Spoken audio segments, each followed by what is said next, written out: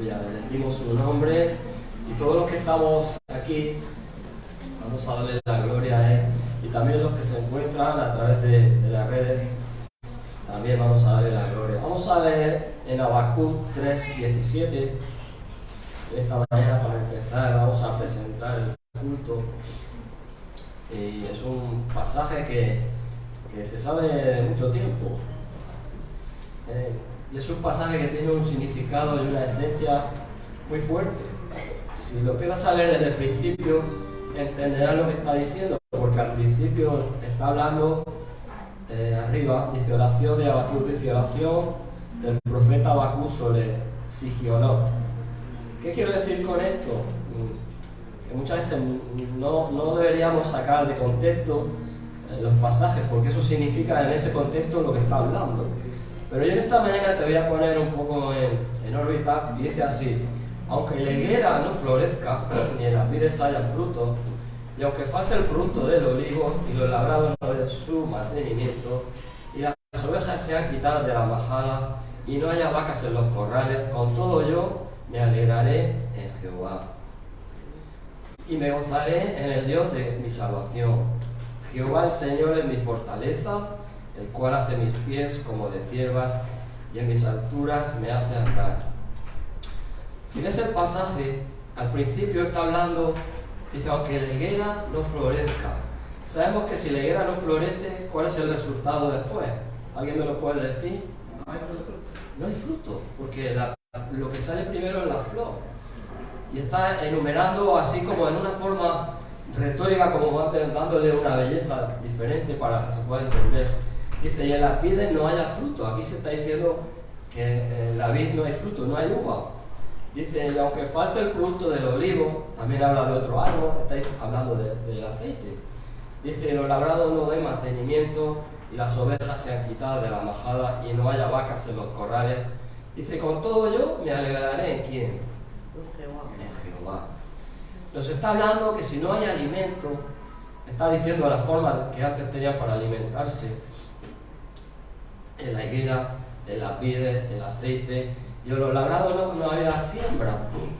Pero dice, y las ovejas también, dice, se han quitado, o sea que no hay ni carne, ni fruta, ni tampoco pueden sembrar nada, y las vacas tampoco están en los corrales, las vacas dan carne y también dan leche.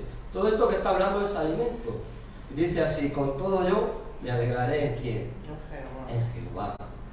Aunque se ha quitado el alimento, pero al leerlo esta mañana me sentía como diciendo, todos esos alimentos de tu carne, es alimento del estómago. Pero el problema es cuando desaparece el alimento espiritual. ¿De qué vamos a vivir como hijos de Dios si no tienes alimento espiritual? ¿De qué te vas a alimentar? La palabra de Dios. Está hablando de que muchas veces pensamos que el alimento principal es el que entra a tu estómago, y no es así, porque el alimento principal, si eres un hijo de Dios, es el alimento de la palabra. Si no estás alimentado de la palabra de Dios, estamos flojos espiritualmente. ¿Amén? ¿Puede decir alguien amén? Amén. Dice, y con todo, abajo dice, yo me alegraré en Dios.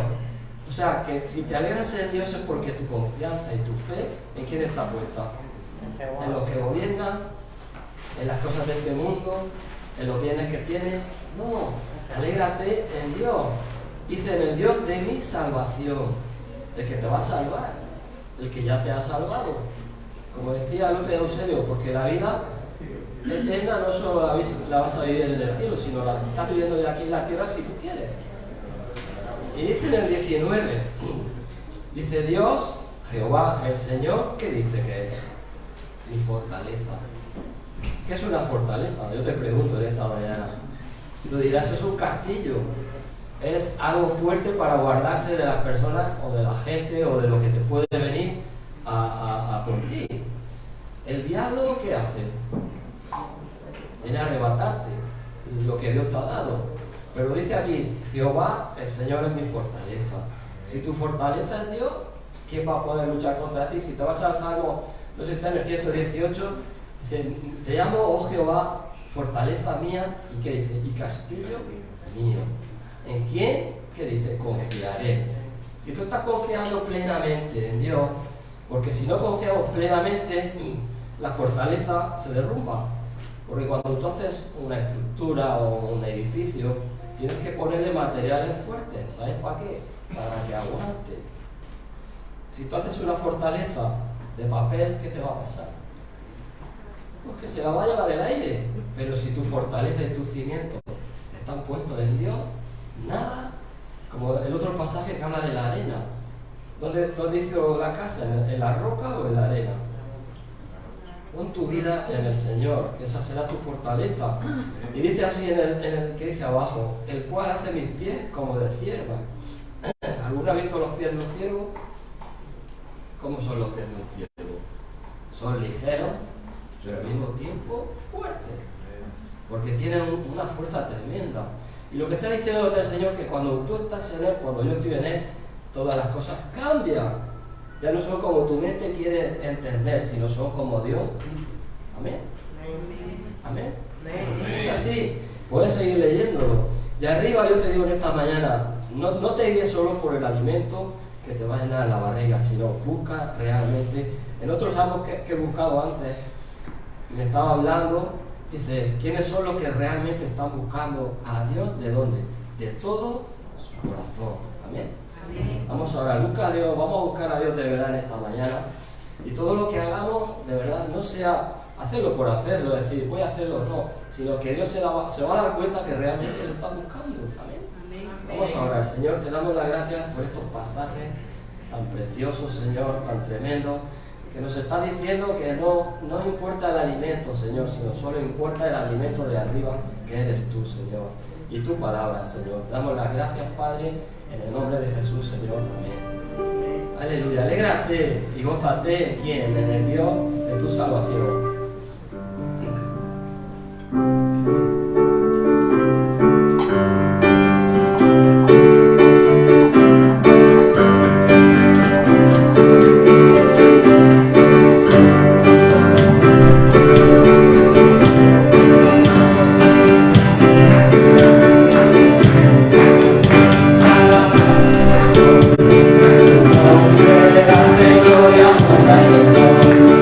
Siempre me besará Jesús.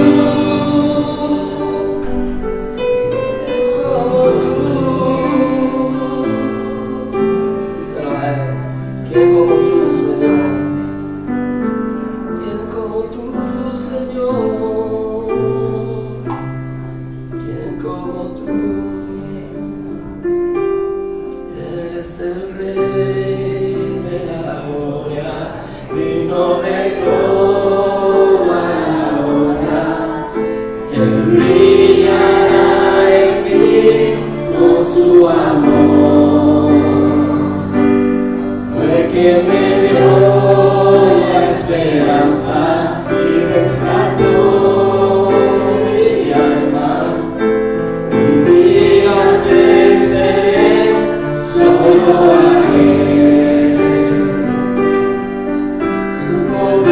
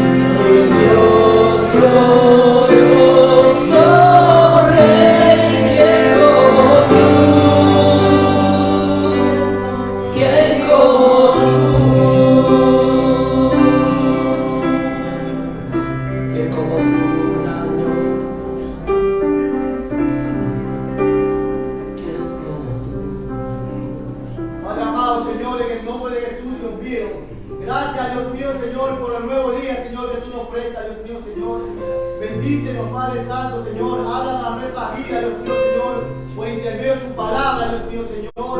Gracias, Señor, por cada hermano, Señor, que tú estás trayendo, Señor, a nuestra congregación, Señor. Estás bendiciendo, Dios mío, Señor. Padre Santo, Señor, sigue bendiciendo, Dios mío, Señor, porque verdaderamente, Señor, tienen hambre, sigue su palabra, Dios mío, Señor.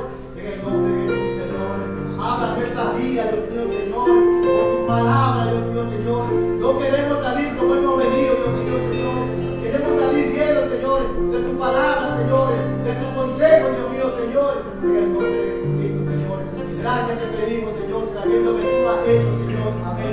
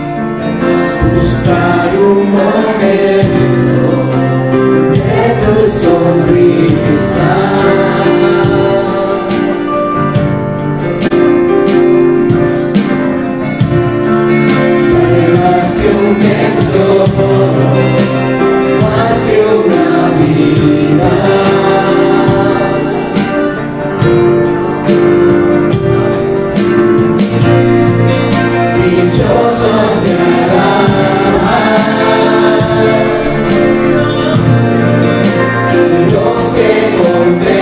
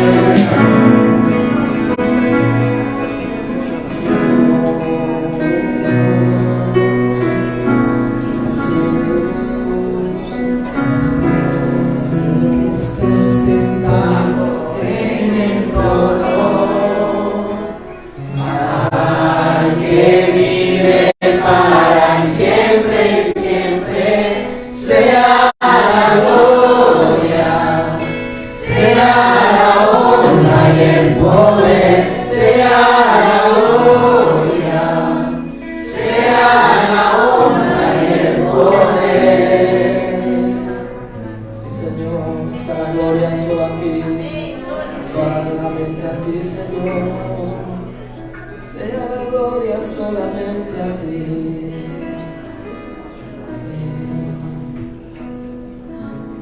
Sí, Jesús, damos a ti la gloria, Señor. Aleluya. Levantamos nuestras manos a Él. Sí, Jesús, a ti. Enseñar, Señor, la adoración a ti, Jesús. Sí, Padre, sea la gloria y la honra y el poder por siempre y para siempre. Sí, Jesús. No te cueste trabajo levantarlas porque es algo natural. Si estamos en adoración, si estamos dándole la gloria, como dice el canto, a Él sea la gloria, la honra y el poder. Es algo que sale naturalmente de un corazón agradecido a Él. Le damos toda la gloria y la honra en el nombre de Jesús, Señor. Amén. Aleluya.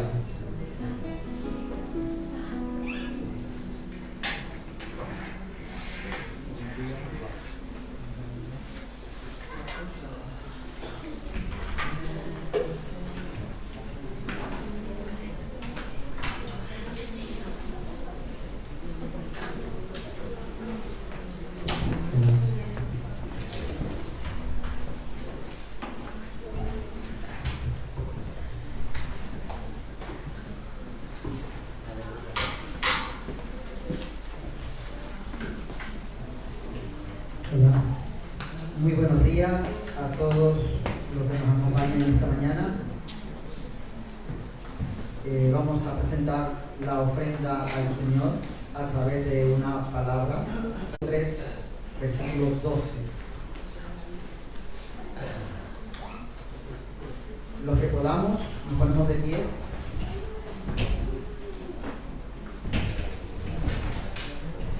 Y la palabra del Señor nos dice en esta mañana, no que lo haya alcanzado ya, ni que ya sea perfecto, sino que prosigo por ver si logro así aquello para la cual fuiste también asido por Cristo Jesús. Hermanos, yo mismo no pretendo haber yo ya alcanzado, pero una cosa hago, olvidando ciertamente lo que queda atrás y extendiéndome a lo que está por delante, prosigo a la meta, al premio del supremo llamamiento de Dios en Cristo Jesús. Y el 20 dice, mas nuestra ciudadanía está en los cielos, de donde también esperamos al Salvador, al Señor Jesucristo, el cual transformará el cuerpo de la humillación nuestra para que sea semejante al cuerpo de la gloria suya, por el poder con el cual puede también sujetar a sí mismo todas las cosas. Amén. Amén. El apóstol Pablo describe que este caminar es muy parecido a una carrera, o en otro caso como un soldado. En este ministerio y profesión, que concentremos nuestra atención y empeño para llegar a la meta en Cristo. ¿Por qué? Porque el reino de Dios sufre violencia, pero solo los valientes lo arrebatan. Que nada te vislumbre ni te frene en ver la gloria del cielo. En este llamado, peleemos la buena batalla de la fe. Echemos mano de la vida eterna, la cual fuiste llamado. Que nada te distraiga en tentaciones o afanes de la vida, o riquezas, o los malos deseos, o cualquier cosa que nos amenace con ahogar la comunión con el Señor. Esforzaos y animaos a la salvación final en Cristo Jesús. Amén. Amén.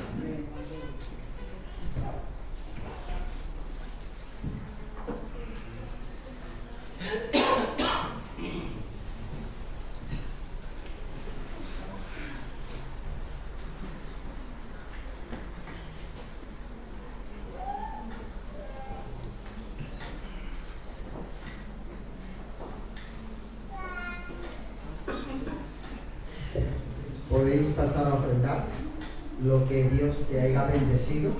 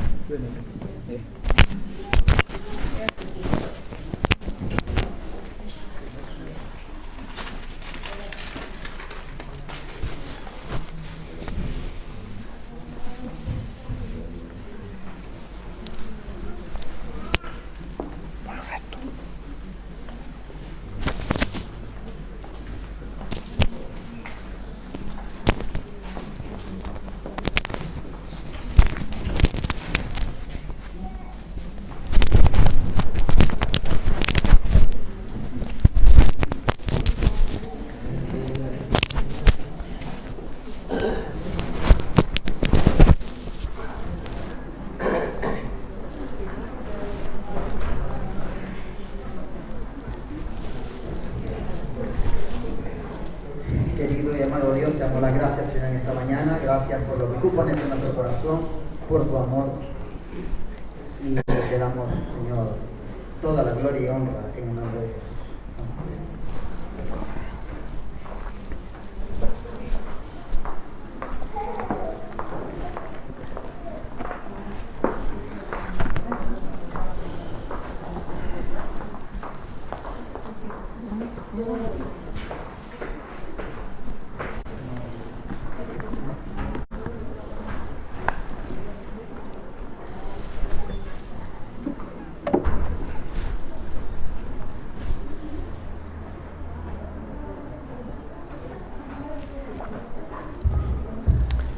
Gloria a Dios.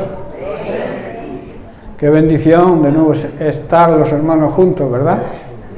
Es un gozo poder convivir los hermanos en armonía. Supongo que estamos en armonía, ¿verdad? Nos llevamos bien. Eso es lo importante.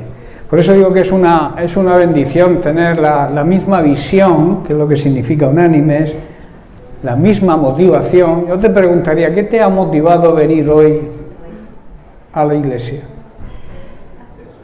La motivación debe ser alabar a Dios por encima de cualquier cosa. Y luego que el Señor nos ministre a través de su palabra, porque Dios no es deudor de nadie. Si tú le das, Él te devuelve siempre, ¿no? Y aunque a veces no le demos, también Él nos da, porque su amor siempre está ahí, su amor es eterno. Le amemos o no, Él nos ama. Él ama a toda la creación, a toda la humanidad. Dios siente un deseo y un amor eterno hacia todo ser humano, ¿no? Pero claro, Él desea que aparte de ser creación suya, podamos ser sus hijos, su familia. Y su familia es la que hereda, ¿verdad? Los hijos son los herederos de los padres. Por eso es la necesidad de todo ser humano de entregar su vida a Cristo para formar parte de esa familia. Bien, estamos tratando y aprendiendo en esta serie de mensajes, que hoy ya sí quiero concluir, de lo que significa seguir a Cristo y también de lo que significa saber el precio que hay que pagar. Lo último que tratamos, si no recuerdo mal, es que una de las maneras de seguir a Cristo, de verdad, es siendo justos.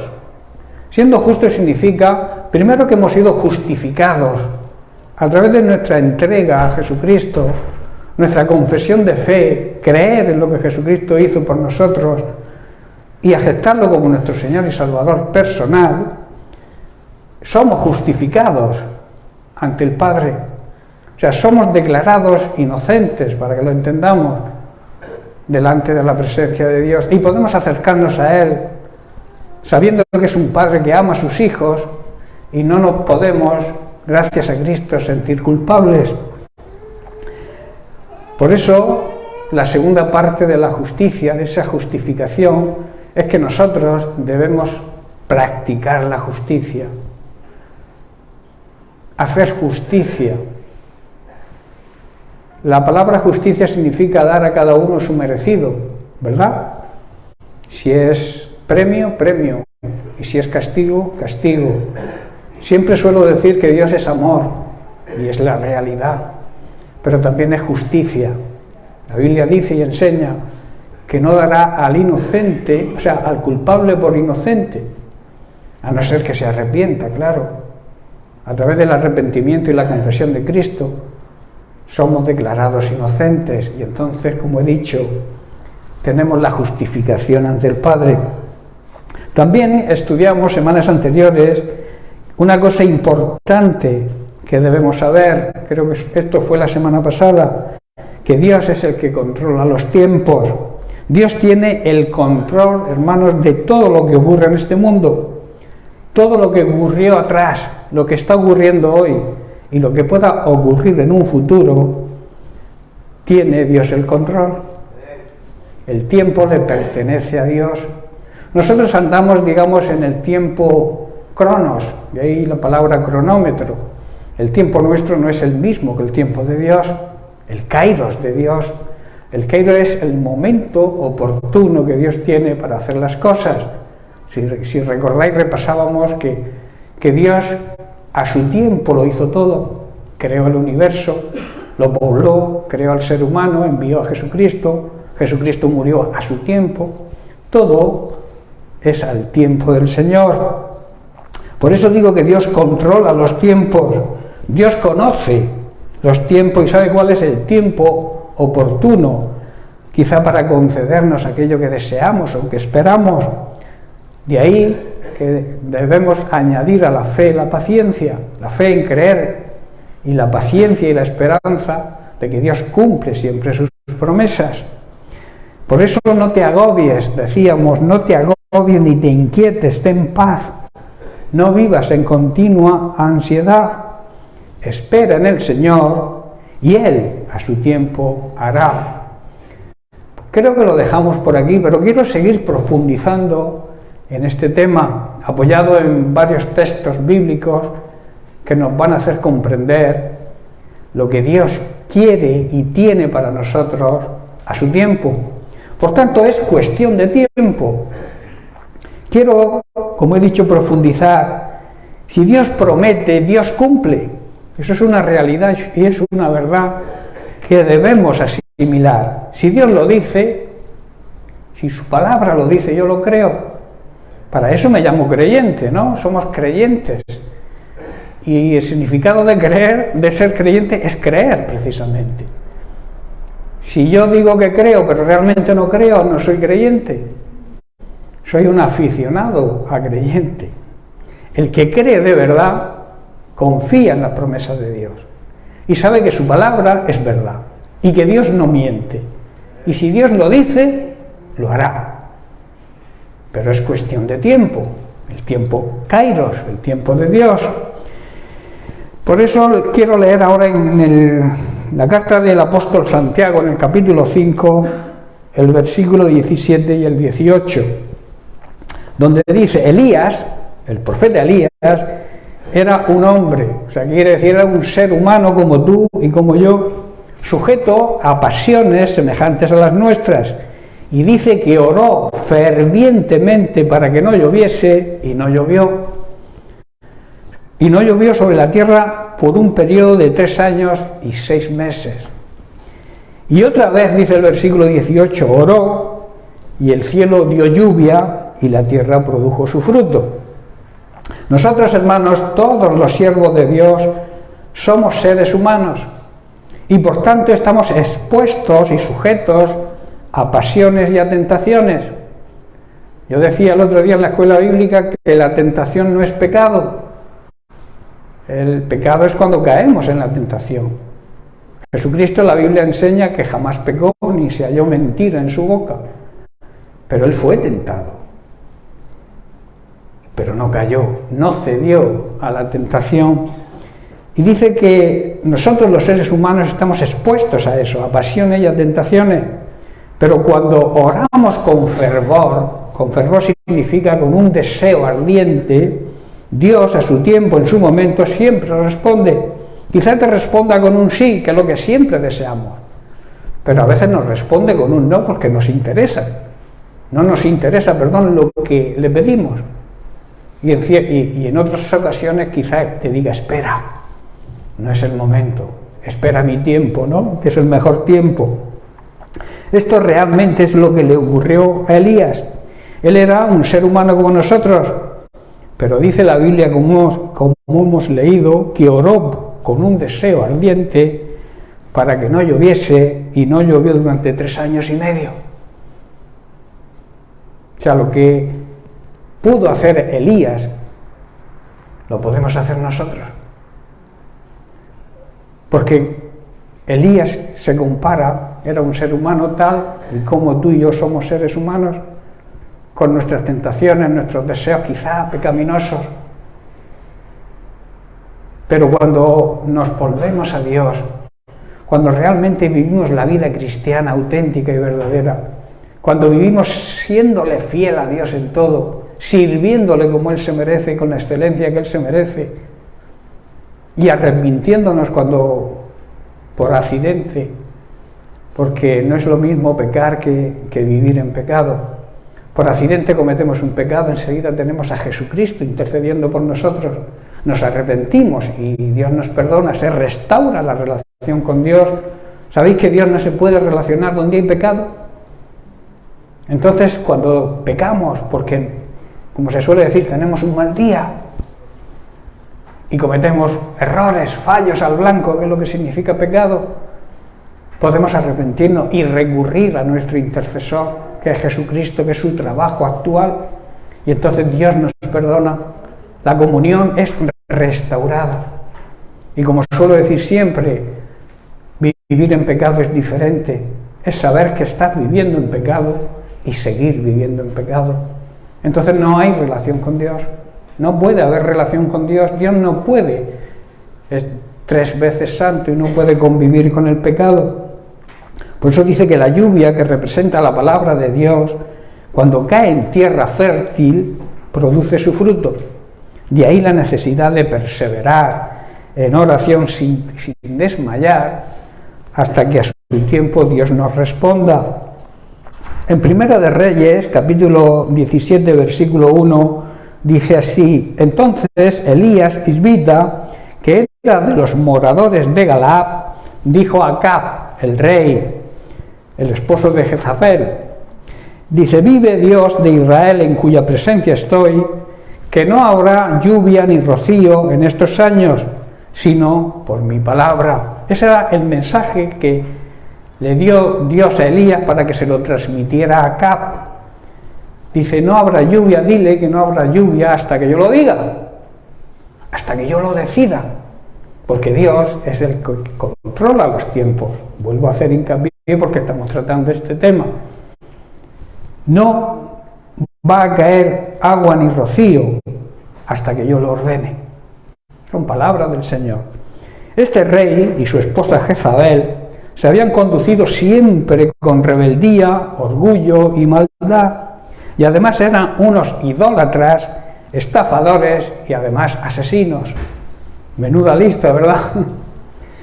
Tanto el rey Acab como su esposa Jezabel nunca se arrepintieron de su maldad e idolatría, y por tanto no había ningún motivo para que el profeta Elías intercediera por ellos, ¿verdad?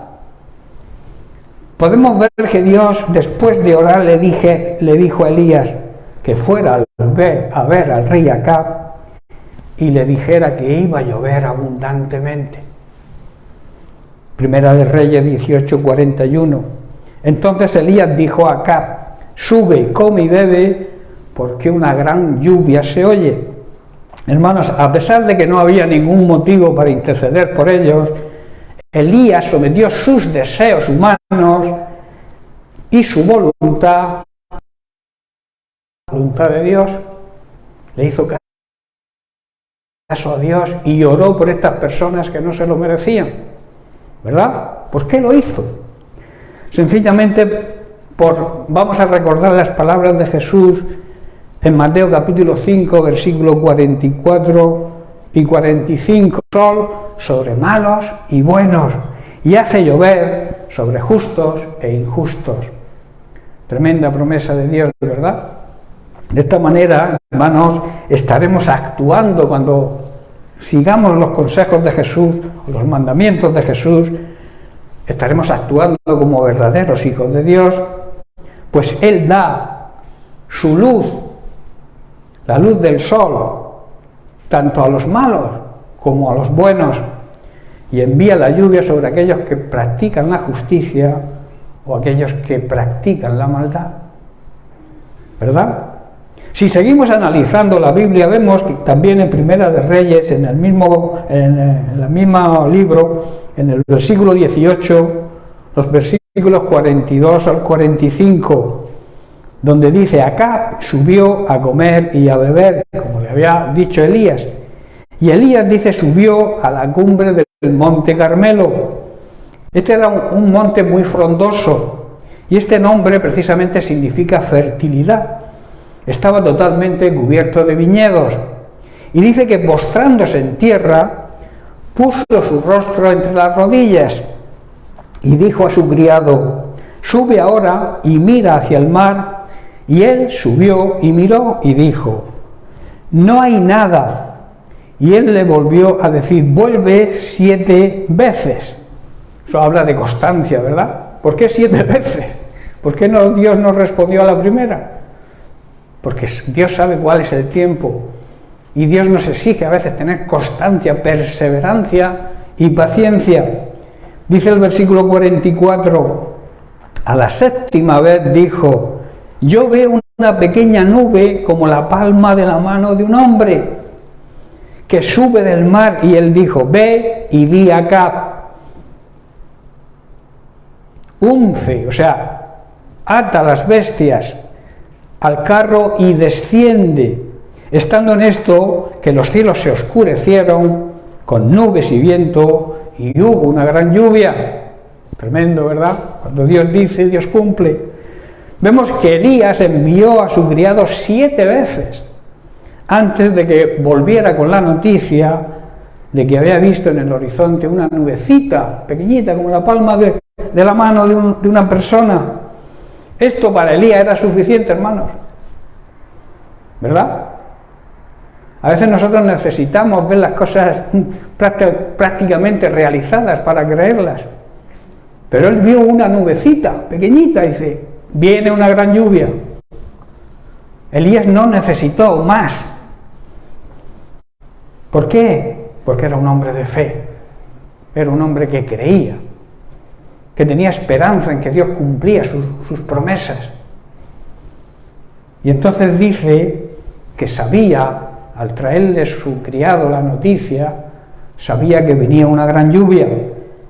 Una vez más, Dios a su tiempo había contestado su oración, pero Elías tuvo que perseverar en oración y en fe.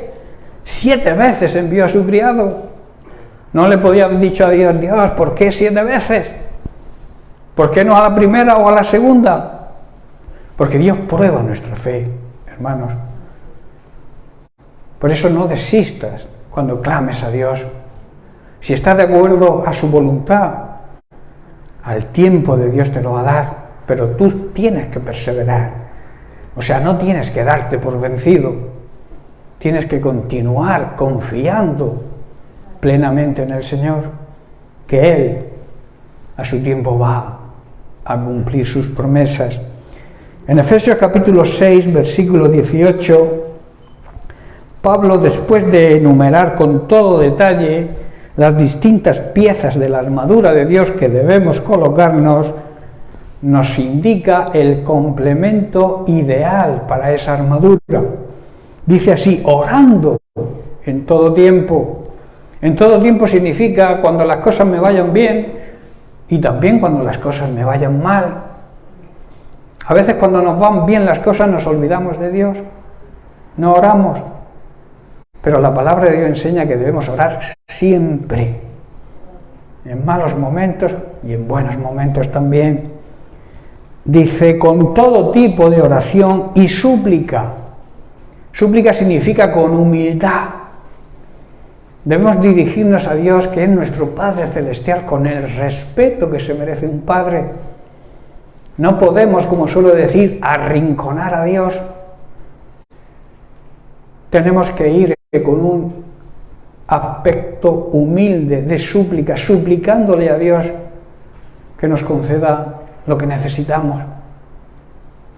Hay personas, vuelvo a repetir, que le exigen a Dios. Tú no eres nadie para exigirle a Dios. Tú puedes decirle, Dios, tu palabra dice, pero no puedes decir, Señor, tienes que hacer. Dios es soberano, si quiere hace, si no, no hace. ¿Estáis entendiendo, hermanos? Orando en todo tiempo, con todo tipo de oración y súplica en el Espíritu, y velando, estando pendientes, con toda perseverancia, que significa constancia, y súplica por todos los santos. Hermanos, a veces, para saber si seguimos confiando ante quizás sus aparentes silencios, a veces como que entendemos que Dios no nos contesta, Dios se mantiene en silencio, pero son silencios aparentes, porque quizá en medio de ese silencio Dios está trabajando en tu ayuda. De ahí la constancia y la paciencia y la perseverancia que debemos tener. ¿Por qué? Porque Dios a veces parece ser que no nos escucha o que no nos contesta. ¿Por qué esos silencios? Quizá para enseñarnos a pedir de acuerdo a su voluntad. Quizá estés pidiéndole algo que está fuera de su voluntad y entonces Él se mantiene callado hasta que tú te des cuenta de que aquello que estás pidiendo no está de acuerdo a su voluntad y por eso deja pasar el tiempo. O quizá también con la intención de afirmar nuestro oído espiritual a que estemos atentos a lo que Él nos dice, nos dicta a través del Espíritu Santo. Y muchas veces también para probar nuestra fe. Si Dios, a veces pensamos que Dios es como una varita mágica, que le pido y al instante me da. Dios no es ninguna varita mágica. Dios, vuelvo a repetir, es el que controla los tiempos y sabe cuál es el momento oportuno para concedernos aquello que pidamos, si está de acuerdo a su voluntad. Pueden ser quizá muchos los propósitos o los motivos de esos silencios, o quizá nosotros los consideremos retrasos, pero Dios siempre sabe lo que hace y nosotros debemos ser pacientes y continuar orando y clamando hasta que llegue la respuesta, ¿verdad? En Habacuc, capítulo 2, versos 3 y 4, que creo que ha leído antes Diego, que confirma el mensaje de esta mañana, dice, aunque la visión tardara aún por un tiempo, más se apresura hacia el fin, y no mentirá. Aunque tardare, esperará, porque sin duda vendrá, no tardará. He aquí que aquel cuya alma no es recta se enorgullece, y añade una frase preciosa que a mí me encanta, mas el justo, aquel que practica la justicia, aquel que ha sido justificado por Dios por medio de Cristo, por su fe vivirá. Tremendo, ¿verdad? La vida cristiana es una vida de fe. Debemos vivir por fe. La fe, digamos que es la llave que abre las puertas de la bendición de Dios y de las promesas de Dios. Una visión, hermanos, suele ser para un tiempo futuro.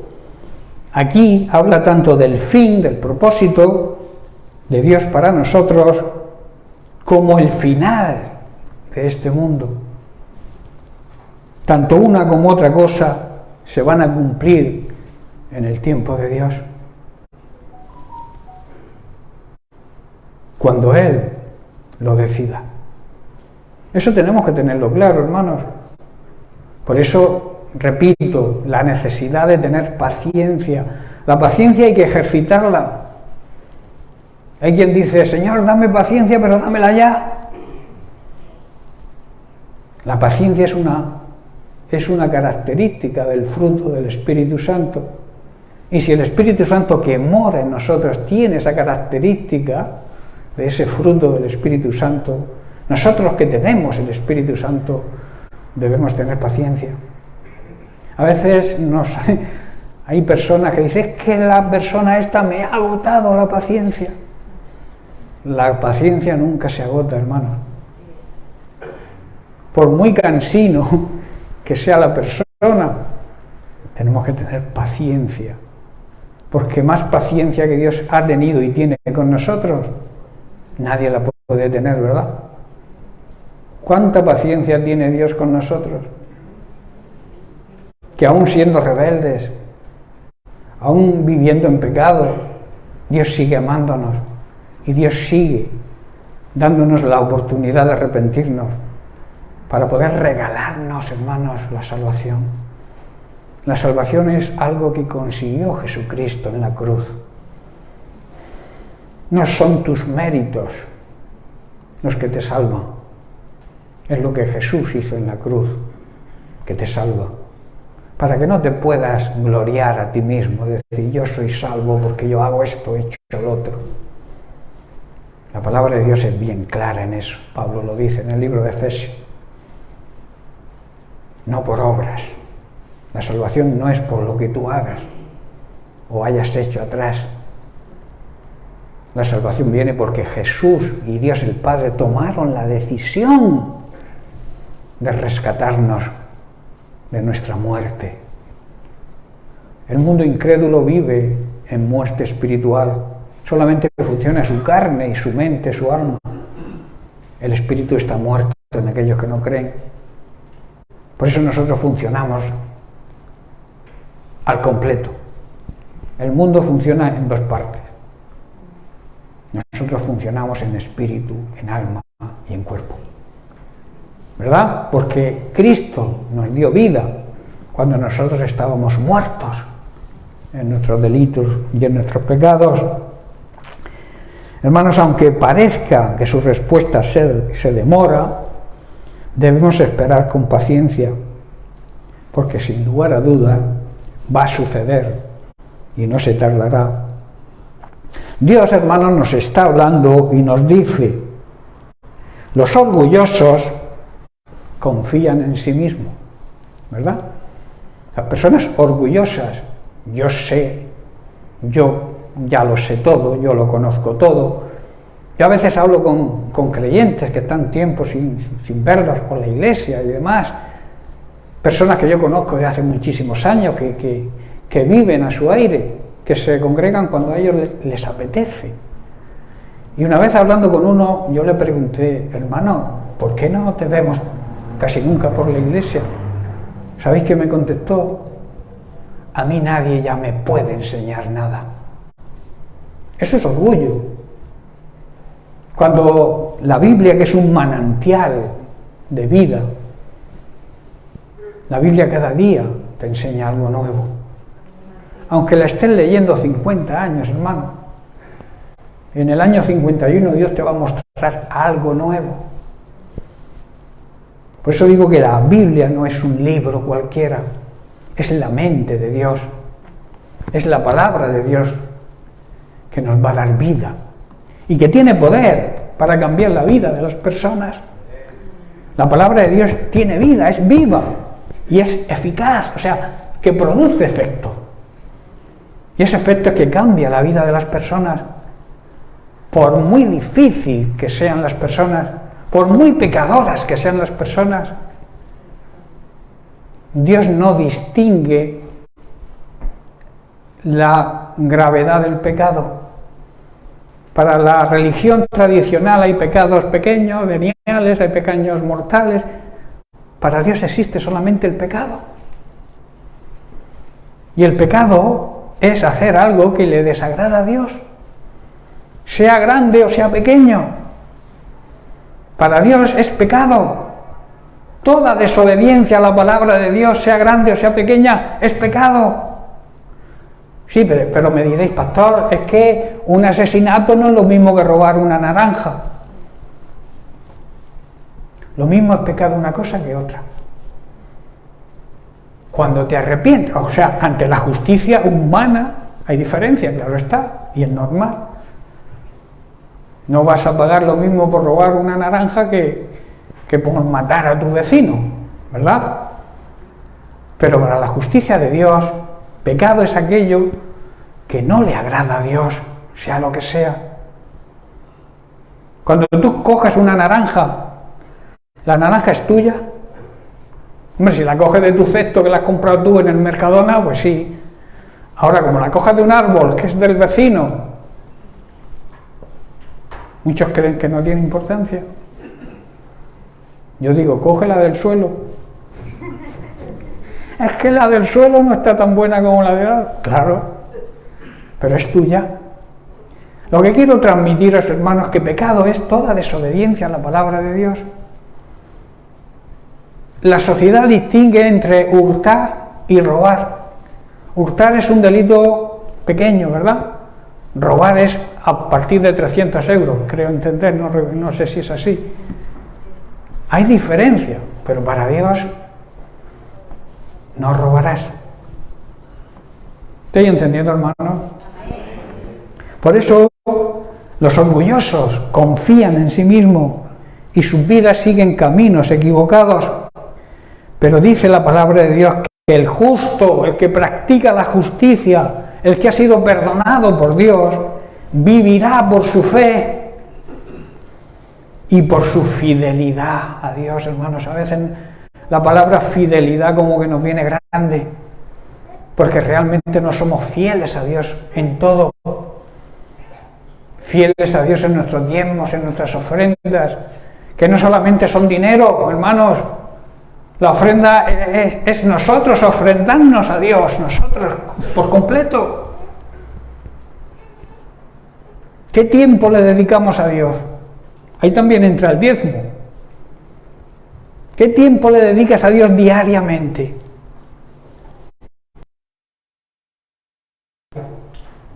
¿24? El 10% de 24, ¿cuánto es? 2,4 horas, ¿verdad? ¿Le dedicamos 2,4 horas al Señor diariamente?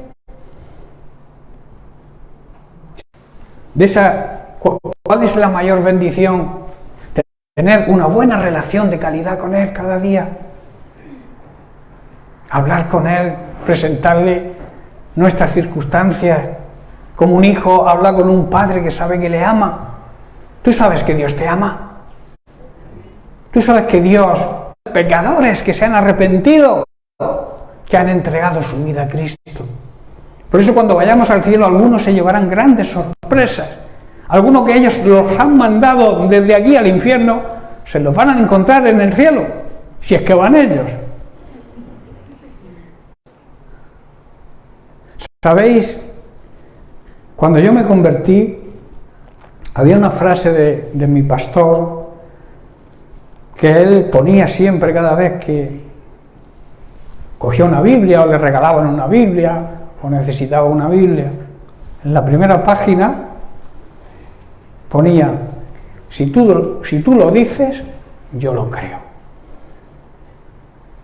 Yo en mi primera Biblia también lo puse. Si Dios lo dice, yo debo creerlo. Porque para eso soy creyente. Para eso he aceptado a Jesucristo como Señor y Salvador y creo en lo que Él hizo por mí. Porque lo que Él hizo por mí lleva dos consecuencias que a veces cogemos una solo. Dios nos salvó, ¿verdad? Es nuestro Salvador. Eso es precioso, aceptar eso. Pero la Biblia enseña que hay que aceptarlo también como Señor. Y Señor significa dueño, el dueño de nuestra vida. Pero no por un capricho del Señor, es para nuestro propio beneficio. Cuando tú entregas tu vida, la dirección de tu hogar, de tu casa, cuando en los casamientos, en las bodas, se suele decir y nombrar un versículo que dice, cordón de 3 dobleces, difícilmente se rompe. Esas tres dobleces significa el esposo, la esposa y Cristo. Cuando Cristo reina en el hogar, la bendición de Dios está ahí. Pero para eso debemos dejarle el control. Porque nos va a llevar a tomar las mejores decisiones. Bien, pues ahora quiero hacer un resumen de todo lo que hemos estudiado en estas, creo que son 22 semanas que ha durado el estudio de este mensaje de seguir a Cristo como Él se merece y saber el precio que hay que pagar. Me gustaría hacer un resumen y para que nos hagamos un autoexamen. Por eso sería bueno que tomarais nota y aplicarais estas preguntas, os las preguntarais en casa, porque es de suma importancia. Debemos valorar, hermanos, los cambios que debemos hacer en nuestra vida para vivir agradando a Dios y seguirle como se merece. La primera pregunta es: ¿cuál es nuestra cercanía a la cruz de Cristo? ¿Cuál es nuestra cercanía a lo que ocurrió hace 2000 años en una cruz? No la cruz en sí, sino lo que ocurrió, porque la importancia no se la damos a la cruz, se la damos a lo que ocurrió en esa cruz, que es la muerte de nuestro Señor y Salvador Jesucristo. Esa muerte que nos redime, que nos haga de la esclavitud en la que vivíamos, en la muerte espiritual que ocasiona el pecado. Él nos liberó de esa muerte. Por tanto, ¿cuál es tu cercanía a lo que ocurrió en la cruz del Calvario? Otra pregunta: ¿nos hemos negado a nosotros mismos y hemos seguido el mismo camino que siguió Cristo, el camino de la cruz? ¿Hemos crucificado nuestro ego? ¿O para nosotros sigue siendo lo más importante el yo, el yo? Cuando una persona nombra muchas veces la palabra yo, está pecando de egoísmo, egocentrismo, el yo por delante.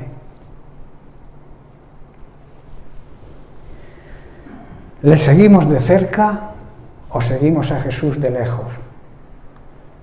En otras palabras, ¿convivimos con su palabra? ¿Su palabra es el alimento diario que fortalece nuestro espíritu? ¿La palabra de Dios marca nuestras vidas? Y aquí quiero recordar lo que le ocurrió a Pedro, porque cuando vivimos lejos, caminamos lejos de Jesús, la tendencia es a negarle. La Biblia dice que Pedro, cuando Jesús fue arrestado, seguía a Jesús junto con otros discípulos de lejos, y por eso le negó, y le negó 3 veces, ¿verdad? Por eso debemos vivir cerca de Jesús, cerca de su palabra, que su palabra conviva con nosotros. Hermanos, ¿nos gusta, disfrutamos cuando estamos en su presencia? ¿O es una obligación y es una carga? ¿Disfrutas cuando estás en la presencia de Dios? ¿Cuando estás en intimidad con el Señor? ¿Cuando hablas con tu Padre Celestial?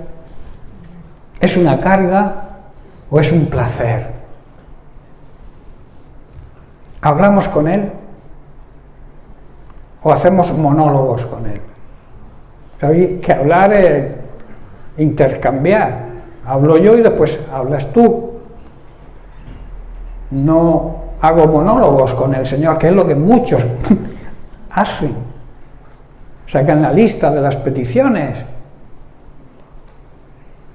y después se van, y quizá el Señor quiere contestarle, quiere decirle algo, pero no le damos tiempo.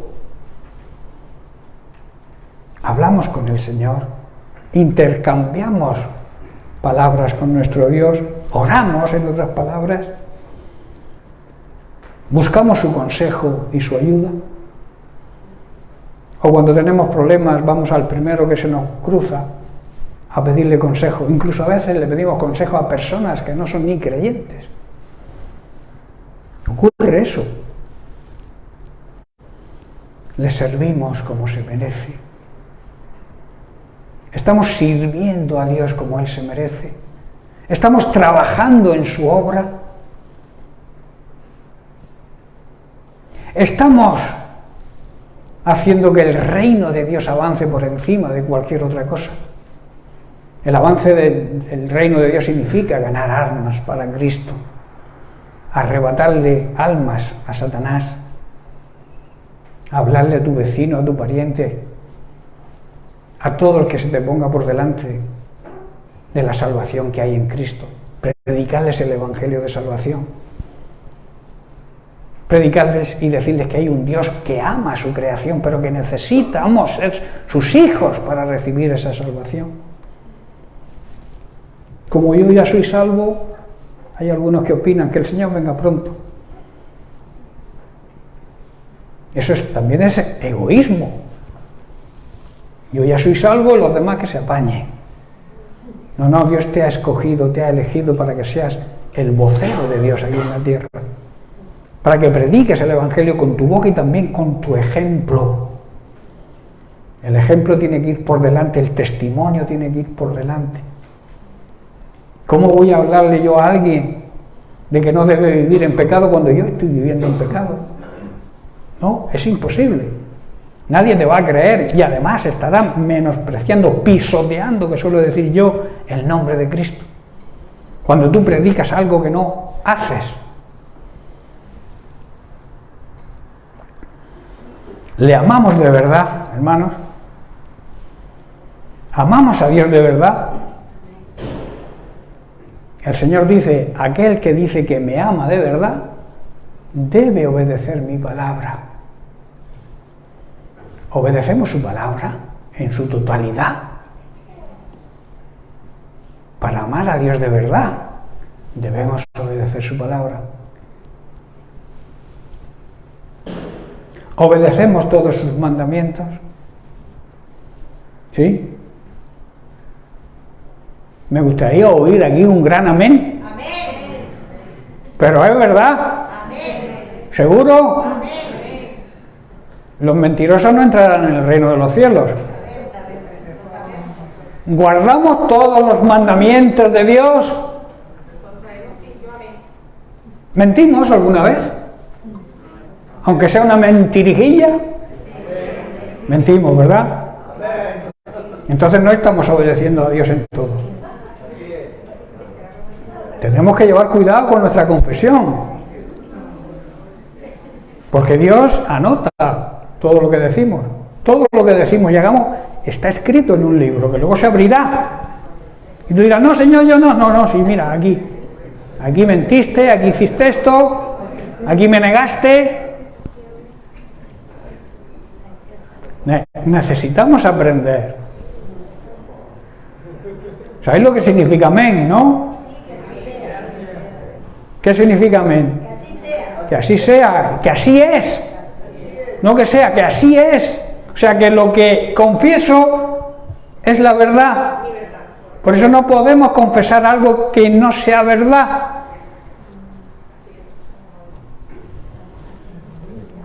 Bien, esa palabra, esa pregunta queda un poco ahí en el aire, ¿no? ¿Obedecemos todos sus mandamientos?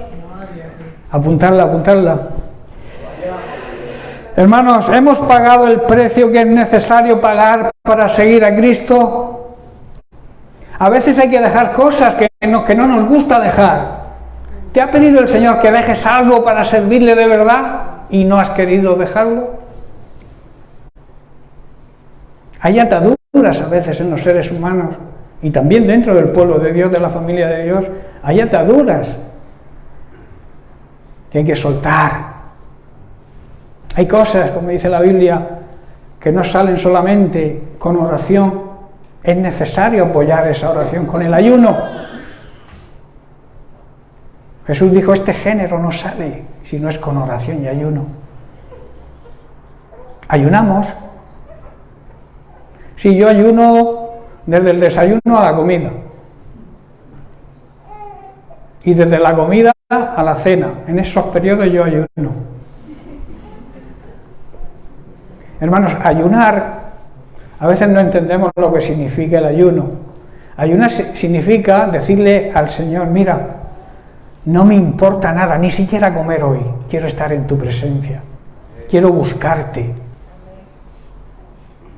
Ayunar también es no ver la televisión.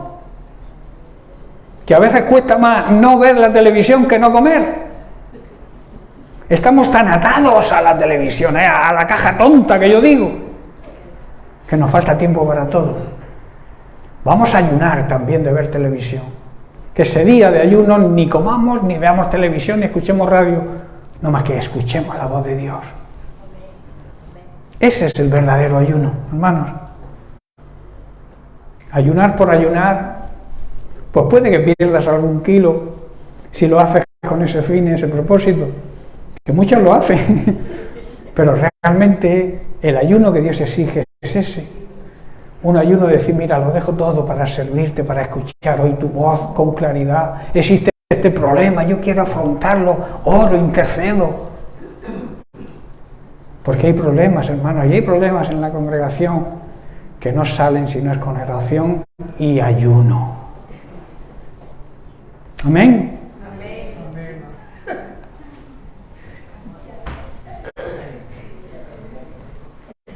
En definitiva, hacemos todas las cosas necesarias para estar cerca de la cruz de Cristo. A través de estos mensajes que llevamos ya, creo que son 22 semanas, ¿hemos aprendido a seguir a Cristo? ¿O necesitamos repasarlas otra vez desde el número 1? Para terminar, quiero decir, o debo decir, que si cumplimos con nuestro deber y hacemos nuestra parte, Cristo nos promete y nos dice claramente en Juan capítulo 6, versículos 37 al 40 lo siguiente: todo lo que el Padre me da, dice Jesús, vendrá a mí, y al que a mí viene, no le echo fuera, no lo rechazo, porque he descendido del cielo no para hacer mi voluntad, sino la voluntad de aquel que me envió. Y esta es la voluntad del Padre, el que me envió, que de todo lo que me diere no pierda yo nada, sino que le dé vida en el día postrero.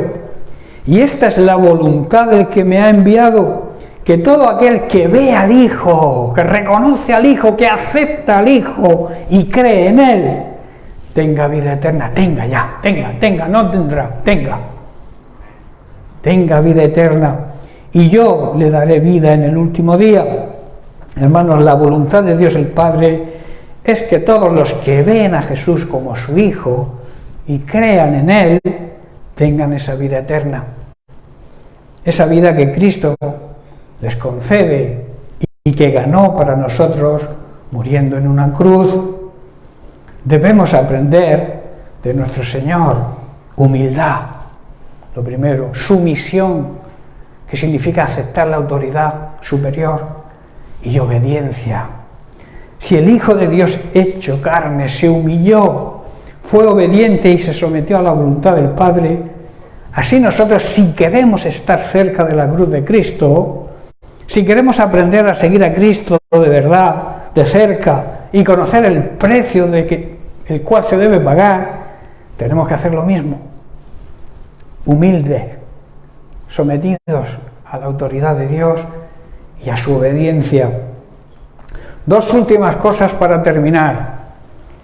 Si eres creyente, escucha bien, y crees que estás lejos de la cruz de Cristo y quieres estar cerca de Él, no lo dudes, reconcíliate con Él, haz las paces con Él y hazte acreedor a sus promesas. Hay creyentes que por lo que sea se han alejado de Dios. Si eres uno de ellos, no debes esperar un segundo más. Reconcíliate con Dios a través de Jesucristo. Dice la Biblia que Dios el Padre nos reconcilió consigo mismo por medio del sacrificio de su Hijo. Por eso, si tú ahora mismo te encuentras alejado, frío, haz las paces con el Señor, reconcíliate con Él. Pero si nunca lo has recibido,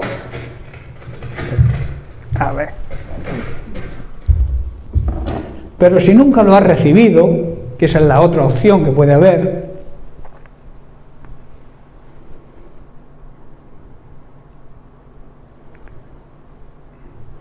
Si todavía no has dado el paso de recibir a Cristo como Señor y Salvador personal, estás a tiempo para hacerlo.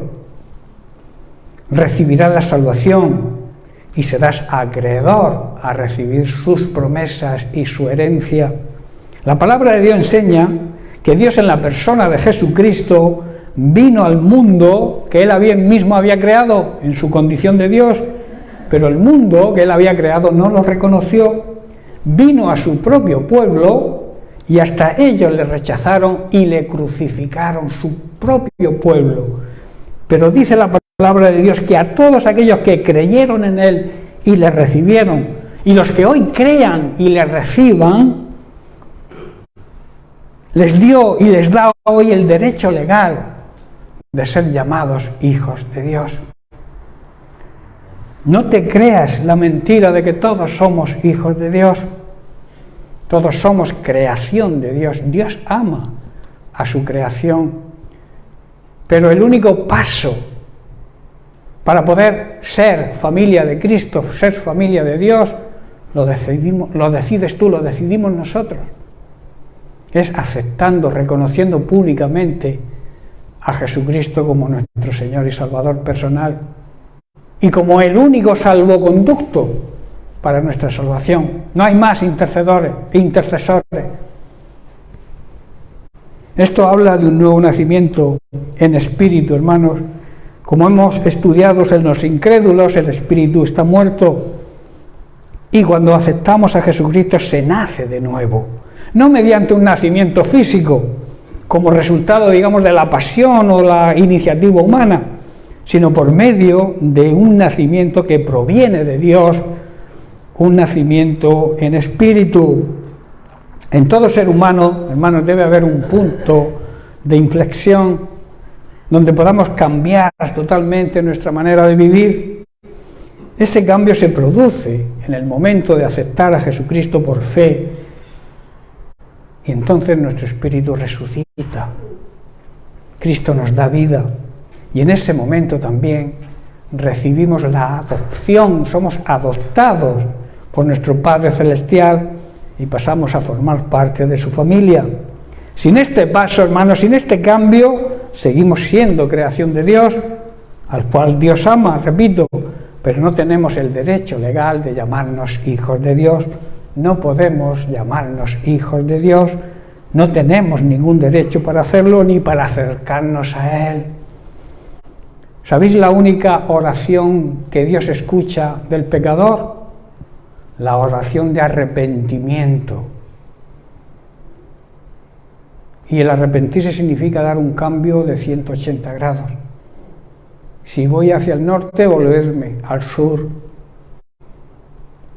Si no has hecho ese cambio, da igual lo que le pidas a Dios. Si vives en pecado, da igual lo que le pidas a Dios. Si tú conscientemente sabes que estás viviendo en pecado, no vayas a Dios para nada. Porque la oración que va a escuchar solamente es la de tu arrepentimiento. Es decir, Señor, perdóname, quiero cambiar de vida, ayúdame. Esa oración sí la responde Dios. ¿Estás comprendiendo, hermano? Por tanto, mi consejo, y el consejo de la Biblia, no esperes ni un solo día más. Busca la cercanía con Cristo. Él lo desea, pero es tu decisión. Dios no te va a quitar tu voluntad. Él te ha dado un libre albedrío, un poder decidir por ti mismo. Recuerda que lejos de la cruz de Cristo, lejos de su palabra, estamos perdidos. Y estamos expuestos a traicionar a nuestro Señor y Salvador Jesucristo, que nos ama tanto, que dio su vida por nosotros. Eso a veces no lo valoramos en su justa medida, o no lo entendemos, o lo tenemos ahí como, yo qué sé.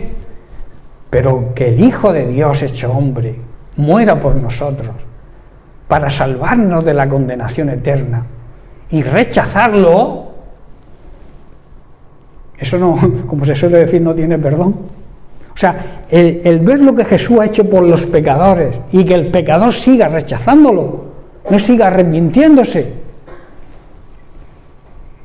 aparte de una necedad, de poca sabiduría, es que el Señor puede venir en cualquier momento y no darte tiempo a que te arrepientas. Y entonces, ¿dónde pasará la eternidad?